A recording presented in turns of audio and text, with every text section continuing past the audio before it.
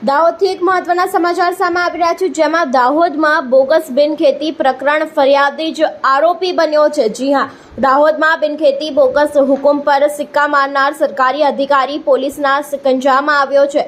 દાહોદ નકલી એને હુકમ મામલો મુખ્ય આરોપી શૈશવ પરીખ નામના રિમાન્ડ દરમિયાન અનેક ચોંકાવનારા પુરાવા મોટા સામે આવે છે, જેમાં નકલી હુકમ બનાવનાર સરકારી કર્મચારીની સંડોવણી સામે આવી છે। નકલી હુકમની ફરિયાદ કરનાર સરકારી કર્મચારી જ નીકળ્યો છે।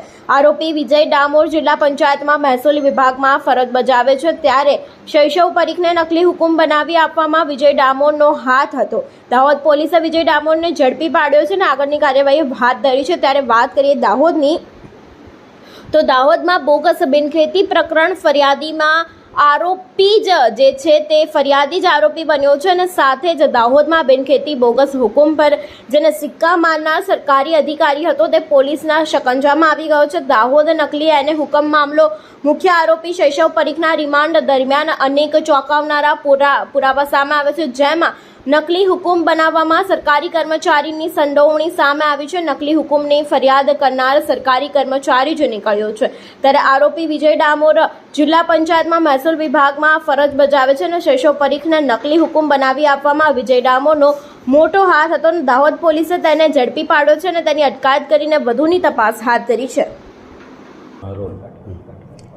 બનાવની હકીકત એ પ્રકારની છે કે બી ડિવિઝન પોલીસ સ્ટેશનમાં એક ગુનો દાખલ થયો હતો નકલી એને બાબતનો, જેમાં જકરિયા મહેમૂદ ટેલર નામના વ્યક્તિની સર્વે નંબર 303, 305, 306 નંબરની જમીન હતી।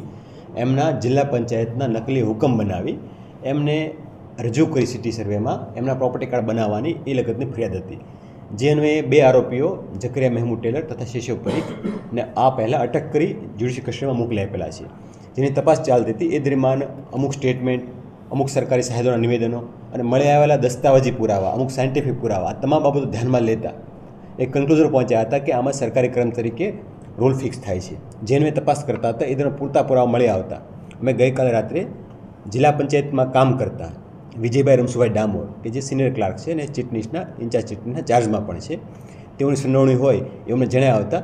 તેમને લાવી અને પૂછતાછ કરેલ હતી અને પૂછતાછ દરમિયાન આ વસ્તુ ક્લિયર થતાં તેમની રાત્રિના સમયે અટક કરવામાં આવેલી છે અને આગળની તપાસ હાલમાં ચાલુમાં છે।